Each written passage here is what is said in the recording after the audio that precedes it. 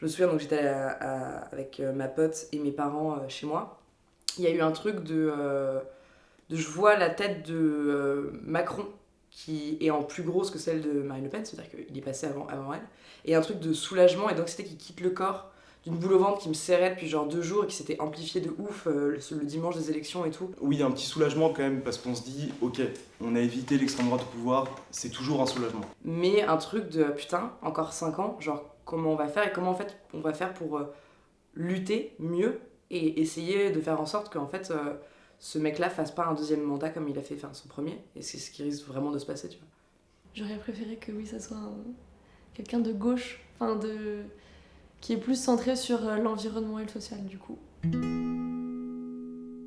y a de plus en plus de libertés qui sont prises au niveau du gouvernement pour réprimer les personnes dites minoritaires, que ce soit au niveau des musulmans, des personnes queer, des personnes handicapées, et au niveau de l'écologie, c'est un désastre. On a une terre qui est en train de partir en vrille, on a un réchauffement climatique, c'est du grand n'importe quoi. Je pense que les gens en fait ils se rendent même pas compte ce que ça veut dire d'avoir genre 3 degrés si on fait rien supplémentaire à la fin du siècle. Il y a des rapports comme celui du GIEC qui sort tous les 7 ans, etc. pour dire il faut faire ça, ça, ça et ça pour s'en sortir.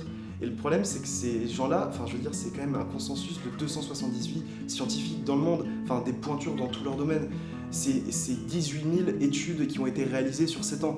C'est pas un travail random, c'est colossal le travail qu'ils ont fait. À un moment, quand tu as un consensus aussi énorme que ça, juste tu te tais et tu prends ça en compte et t'avances avec ça. Ça fait peur parce qu'on fonce droit, c'est même pas dans le mur, tu vois, on va tout droit vers la catastrophe.